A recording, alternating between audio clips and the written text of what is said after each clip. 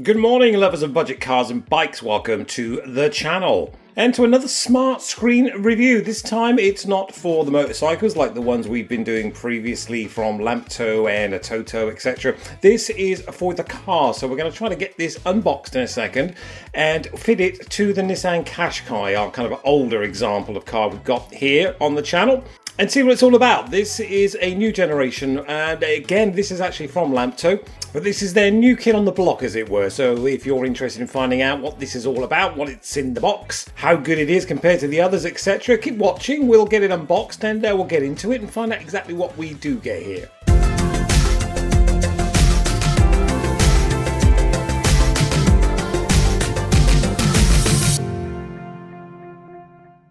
Okay guys, well that's it. That is the box there. There's my hand, so it gives you kind of a rough idea of size. There's not very much to say around the box. That's the kind of model number there. It doesn't really tell you very much. The previous Lamtto had a lot more information about what it was in that respect, but as you can see here, you get a kind of a model number, where it's made, a kind of little barcode, QR code there, and some gumph down here telling you briefly what it's all about. And that's pretty much it really. There's no, as I said, model number. You wouldn't say, oh, this is the new Lamtto blah de blah. It's just there, which is a bit weird. It's entirely possible, of course, this is a kind of a prototype for a new model they've got coming out, and they've just sent these out as test units, but this will give you a good idea of what to expect, because this is a 9.26 inch screen. It's bloody enormous. I mean, you look at the dashboard there of that car, that is a big boy. It obviously has Android Auto, Apple CarPlay, and this one comes with two cameras as well, front and rear, which I believe the front cameras are 4K. Whether it's native 4K or not, we don't know. I guess we'll find out. And the rear is a 1080p, which is fine. We'll try to get those kind of briefly fitted, as it were, temporarily fitted.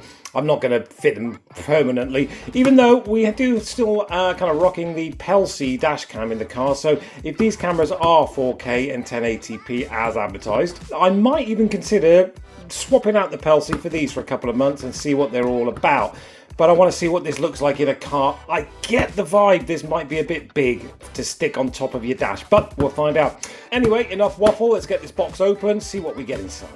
Okay guys, well there it is in its all its glory, as it were. As you can see, it's got a kind of a screen protector on there. Again, there's my hand. I'm a pretty big guy, but yeah, that's a big screen. Let me see if I can find something to give you an example of size here.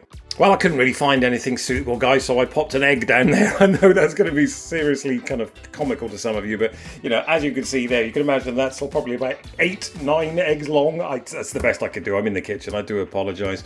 That's what you get inside the box. There is a pretty concise-looking instruction manual here. That will, of course, be in various languages, so that kind of shows you why it's so thick, I guess. But some of these do come, and they're tiny little slips of paper, which is quite annoying, I have to say. There's your sticky pad there, your 3M pad to stick it onto the dash. There's the arm portion rather there, which will stick onto that, which means you can take this away from the car, and then all you're left with is the sticky pad, which I kind of like that. Because I've just put a phone mount on the front of my car, and that, although that did come with a sticky pad, it kind of stuck to the car, and now it's stuck to the dash, so I'm going to have to deal with that at some point, which is a crappy design. This I much prefer, because as I said, if you stick that down on your dash, all you'll see, generally speaking, most cars are black dashes, of course, and that's all you'll see, and then you'll possibly just pop that on top of there, like so, and then take it off when you're not using it, which I like that. You'll have to excuse me if I sound a bit croaky, guys. I've got a bit of a frog in the throat, but we'll get through this. Next to that, we have got something. There's a little kind of plastic tool in there, and a jack to jack, as in phono to phono lead there. Sorry, up here. I'm not quite sure what that's about just yet, and that doesn't seem to make a huge amount of sense to me just yet, but I'm sure it will. And in here we have the camera, of course. This is the rear camera. That's why the cable is bloody enormous. This will be the 1080p camera, and this will be your power source here. As you can see, you'll just pop that straight into your cigarette lighter. We have discussed in the past ways of making that slightly more stealthy, as in you can get one of those kind of cigarette lighter to the 12 volt sources. Look back through one of the other videos, I showed you there exactly what I mean. And then you can hide all this behind the dash, so it's kind of hardwired in, but only comes on when the cigarette lighter comes on without having it sticking out of your dash, as it were, which I don't particularly like. Looks like there's a USB, just a standard USB socket on there as well. There is a USB Type-C in there as well. I'm not quite sure where that goes. We will find out when we open it up, I guess. But there's the important part, as it were. Okay, so I've just worked out what that is. That there, I guess, is for sticking it directly onto your dash, and that's a spare over there. What we'll do, obviously, is we'll get this into the car, and that'll make a lot more sense, because it is hard to kind of explain to you what this is all about and how it's going to look in the car until it's in the car. That's effectively what's in the box. As I said, there's your arm, there's your sticky pad, there's your book to tell you how to use it, your power source, the rear camera, and the phono jack-to-jack lead, which I'm not quite sure, but we'll find out about. On the back of the unit, this will make a little bit more sense. That's the front-facing camera. Because I did wonder where the other camera was. I'm thinking, well, hold on, there's supposed to be two cameras. They've only given me one. That is actually kind of cool. I do like that, the fact that it's integrated into the unit itself. So effectively, obviously, that's then facing you, and it's recording through there at the front. So you wouldn't necessarily have to have the rear-facing camera, which I like. If you don't want to start running wires all throughout your car, that's kind of cool. You can just literally pop this in. You'll have a 4K front-facing camera with Apple CarPlay, Android Auto. You can use your GPS, your sat-nav, all that kind of stuff, Spotify, everything you would expect from one of these smart screens. And you don't have to run too many wires. Effectively, all you would do, literally all you would do, is get this, plug it into the cigarette lighter, power it into the back, stick that onto your dash like so, angle it where you need it, basically, and you're away. It also apparently comes with a free 64GB micro SD card, which is in here somewhere. I'm assuming it's probably already pre-installed. We'll find out in a minute. Anyway, I'm going to take my croaky old voice. I'm going to go out into the rain because it's pissing down out there, but I'm going to do this just for you. We're going to pop this into the car. I'll kind of semi-set it up. I'll show you some pictures of the camera. And I'll show you the screen starting up, connect it to the phone, do the Apple CarPlay. Well, in this respect, we'll do the Android Auto because I'm using my Samsung S25. And I'll tell you, as always, honestly, what I think of this compared to the Atoto, the previous Lamtto we did as well, and maybe a couple of others. And tell you basically if you should buy one. Right, let's get this packed back up in its box, get out to the car in the rain, and see if this is any good. Okay guys, so here we are in the car. As you can see, I've got this kind of huge mount here, which I was using to mount my Samsung S25 yesterday. It comes out with a little arm just down here. I can't get this pin thing off now though, which is a real pain in the ass. So what I've done is I've just mounted this big unit here, this 9-inch screen, just behind that to give you an idea of how it looks in the car. So there are your vents. This is a Nissan Qashqai, of course. That is a big old girl in it. That's a big screen. If you like that, fantastic. You know, there's no problem with that at all. But yesterday, as I said, I had my Samsung just across here using Google Maps. Didn't have a problem with it at all. Would have been nice to have a bigger screen, I guess. But I think it's one of those things that you don't need, but until you need it. As in, as soon as you put it in, you think, how did I live without this? You know, because that's a really nice looking screen. The panel itself, I don't think it is massively expensive. It looks a little bit cheap, I think. I'm not quite sure what they've used there, but, you know, it reminds me of older tablets, you know, that kind of gritty feel almost. You know, it doesn't smoothly swipe from side to side. It's okay, I guess. I mean, there's your home button.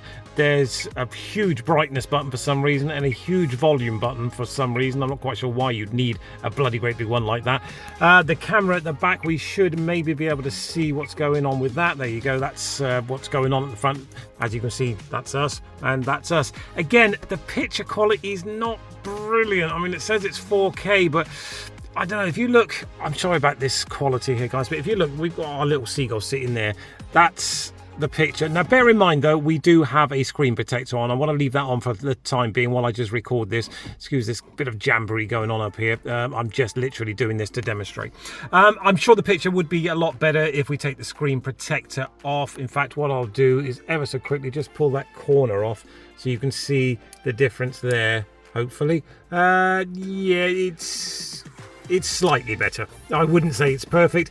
I'm not entirely convinced that's a native 4K screen, if I'm honest. It's okay. I mean, bearing in mind the price point for this, guys, at the end of the day, that's the picture you're going to get if you want security when you're driving, etc., etc. Fantastic. You don't need to put in a separate dash cam. end one of these smart screens. It's all there. It's as simple as that, really, isn't it? Whereas in the Pelsi unit we've got up here, I had to run wires all up through the roof and to the back of the car, etc. Talking about to the back of the car, that's not a rear camera, that's a reversing camera. My mistake. You connect that up, and then when you go into reverse, you have to connect it to your reverse light source. So when you go into reverse, the camera comes on automatically. Bit of a ball ache. You might want to find somebody who knows a little bit about electrics to fit that. It's actually quite easy. You just take the back plate off the rear light, or take the rear light out, circuit test which light comes on when you put it into reverse and connect to that. It's done. I mean, in theory, and the way I'm talking about it, it's a piece of cake. If you're not au fait with that kind of stuff, just take it to a garage. They'll do it in seconds, literally. Anyway, that's the screens fitted to the car. As you can see, there's the steering wheel there. That's the kind of orientation you'd have it, I guess. Let's get into the home screen. You can pretty much touch any part of the screen. It'll take you home, and then obviously there is your home button. Up the top, we've got Apple CarPlay, Android Auto, AirPlay, Android Cast, BT Music, audio out, playback, and settings. Not much going on in the way of settings, to be fair. You've got your brightness, assistive touch. There's a couple of other little bits, so you can stop the connection. Again, we've got the brightness and all that kind of buggery up there. That's about it. Bluetooth music, obviously that just mirrors your phone, as you would expect. And up the top right, we've got the state of play, as it were. At the moment, it's recording at the front because the unit's turned on. That's denoted by the red light. The SD card comes on as soon as you turn the ignition on. It's formatted, ready to go. You don't have to do anything there. What we'll do is connect it to my phone, and then we'll see exactly what it does and doesn't do. So now we've connected up via Bluetooth. All we'll do is literally press the Android button there, and it should literally pop itself in. It tells you on the screen how to connect it to your Android Auto or to your Apple CarPlay if you're not sure. There's also the booklet as well that comes with it. It's looking like it's loading up because we've already done it, so bear with. And it should, in theory, just click straight into play now. And there it is. Took a couple of seconds. I mean, it's not the biggest and fastest processor. I imagine it's a dual-core processor of some description, probably an MTK, something like that. That's the map there, basically. That's what's going on with my playlist on the left-hand side there, some of the music I listen to. If we go into phone book, obviously, it'll tell you what's in your phone book, all that kind of stuff. I imagine that's YouTube music there. There's no items. Back to your Google Maps. It is, as always is the case with these things, a mirror of your phone. Android Auto, Apple CarPlay, they're just a mirror of your phone, effectively. And that is the case here. You've got your search bar just up the top there. A nice big screen. I've got to say, I do like that. That's a lovely big screen. As you can see, it's turning around, getting the orientation sorted out there. That would have been much, much, much more useful yesterday when I had to drive 250 miles there and 250 miles back. That would have been really bloody helpful, actually, because although the Google Maps is brilliant on my phone, just on that little kind of thing there, that would have been really bloody good. So thoughts? Yeah, it's, as I said, it's a mirror of your phone, these kind of things, really. I love the fact that it's got the front camera. That's really bloody helpful because it's recording pretty much constantly. I love the fact it's got a reverse camera as well. I'm not sure about the quality. What I'm going to do, guys, get this out of here, get back in the house, because as you can see, it's pissing now, and I'll give you my final thoughts on this new unit from Lamtto. So I'm hoping that's been of some kind of help to you guys. That is the new 9.26 inch screen from Lamtto. We've been through what you get in the box. We've had a little test and had a little look and see what's gone on. As I said, I'm not entirely convinced it's a native 4K resolution front camera, but as I said, also bear in mind, we do still have the screen protector on. And in hindsight, there is actually a screen protector on the camera as well. I should have taken that off. So you can basically double the quality of what you were seeing when we were out in the car just now. I'm not going to go back out. It's pissing down with rain, but don't take that as a kind of guide to how the picture is going to look. It's going to look a lot better because, as I said, there's a screen protector on there and there's a screen protector on there. So yeah, that was not a false report of the camera, but it's, in my experience, they're never native 4K, which means you're not going to get the same kind of pictures you get from a DJI or an Osmo Action or a GoPro. But this will probably be a lot better, and I mean a lot better than most of the ones you'll buy out there. There was a time when they could just say it was 4K and it wasn't, and tough luck basically. These days they don't tend to do that. If they say it's 4K, it is 4K. But there is a big difference between native 4K and kind of interpolated 4K. Maybe you should Google that. But as I said, that is a screen protector on there, which I didn't realise. And also I didn't realise that the camera moves on its axis here as well. So you can actually angle that where you want it, as the screen also moves around on this little gimbal type affair here. That is it, guys. There's not much more to say, as is often the case with these things. It is a very large screen that mirrors your phone and acts as a sat nav, plays your music. You can basically do hands-free calls. You can do Hey Google, Hey Siri, all that kind of stuff with your Android Auto and your Apple CarPlay, as you would expect. You can fit it to the windscreen as well. I forgot to mention that. That is the windscreen mount, my mistake. So you can pop it on your windscreen. You don't actually have to have it on your dash. If you've got a kind of perforated dash that this won't stick to, or any kind of issue with your dash, or you just don't bloody want it on your dash, you can have it on your windscreen, which means you can whip it off anytime you like. Plug and play, as you saw. You just literally suck it into your cigarette lighter and it powers up and you're away. That's it, done. Connected to Bluetooth, obviously. Job's a good one. Anyway, that has been the new 9.26 4K camera having Lamtto screen. I kind of like it, I've got to say. I didn't think I would, but I do. I think it's really bloody useful, and I wish I'd had it yesterday when I went for a really long drive. If you have got any questions, guys, drop it in the comments. As always, I will answer within 24 hours. There will be a link, of course, with a discount, of course, in the description below, with an affiliate link as well. So if you do buy one of these from that link, I get a very, very small kickback, which helps me to make content like this. So much appreciated. Anyway, from Budget Cars and Bikes, that has been it. If you enjoyed it, give the video a like, a share, a thumbs up, all that kind of good stuff. Really, really helps smaller channels like ours. And don't forget to subscribe as well. We do camper van conversions, motorcycle reviews, motorcycle repairs, car reviews, all sorts of stuff. Look back through the catalogue and you'll see all the kind of stuff we get up to. But as I said, if you could give the video a like, that would really help. And consider subscribing. That would help enormously. Anyway, from me at Budget Cars and Bikes, we're done. That's the new mega screen from Lamtto. Link in the description. Take care, guys. We'll catch up soon.